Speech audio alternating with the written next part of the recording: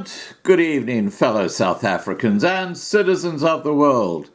Now, this whole expropriation of land without compensation issue is starting to become a really complex and disastrous change to the law.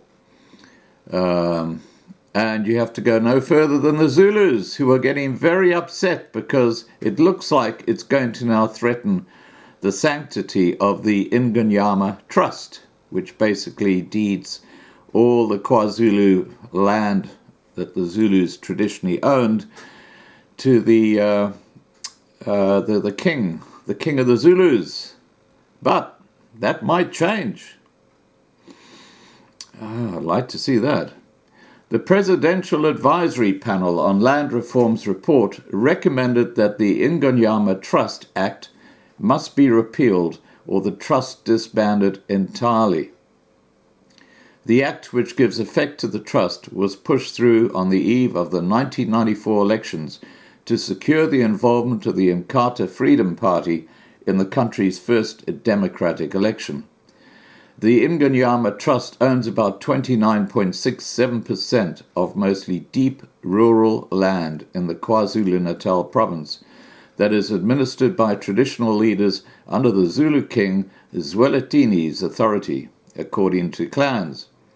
King Zwelithini has previously said that the Zulu nation inherited the land from their ancestors, and any attempt to strip them of their ownership would be an insult to the ancestors. Wow, you don't want to do that to the Zulu. In its report, the panel said it had agreed that reforms were needed to the Ingonyama Trust. Either the Ingonyama Trust Act must be repealed and the trust disbanded entirely, or land governance must be devolved to the local level with rights vested in occupiers and governance functions resting with traditional councils, the report read. Another report released in November 2017 titled The High-Level Panel on the Assessment of Key Legislation and the Acceleration of Fundamental Change has fueled the debate surrounding the trust. The 600-page report did not only address land but also made recommendations on all legislation adopted since the ANC came to power. Led by former President Kagamela Molatani, the sections dealing with land recommended that the Ingonyama Trust must be repealed or substantially amended to protect existing customary land rights.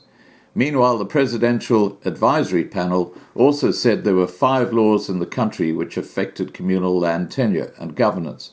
These laws are the Traditional and Khoisan Leadership Bill, the Traditional Leadership Governance Framework Amendment Bill, Indigenous Knowledge Bill, Communal Property Associations Amendment Bill, and Traditional Courts Bill. The panel said these laws are inconsistent with one another, irrational and possibly unconstitutional. Although there is a view that these laws individually and collectively enrich the Bantustans by removing the right to equal citizenship in a unitary state, violating the principle of free, prior and informed consent, and reinforcing the power of traditional authorities over customary and family land and resource rights. It is therefore crucial that government consults and engages directly, widely, meaningfully and adequately with rural communities and inhabitants of the former Bantustans who lived experiences and relationship and interaction between a land, culture and heritage must inform government policy. Now, I'm sorry about the English, but this is a government statement, so I'm just repeating what they said. Anyway, let's go on with what they say. Government must resist the temptation of being paternalistic and imposing notions of life and reality only through the eyes of Western dominant culture.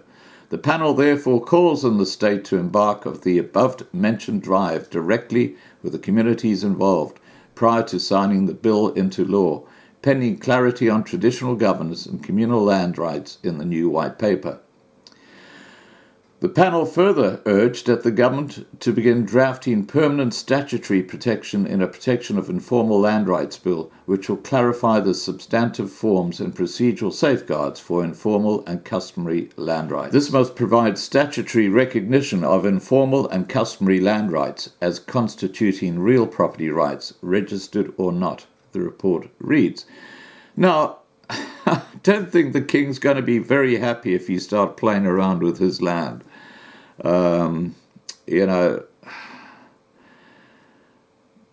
Black on black violence is just going to go ballistic in KwaZulu-Natal if they start playing games with that trust. Anyway, that's my point of view. Please remember to subscribe to be kept informed, ring the bell for the updates, and have a great evening.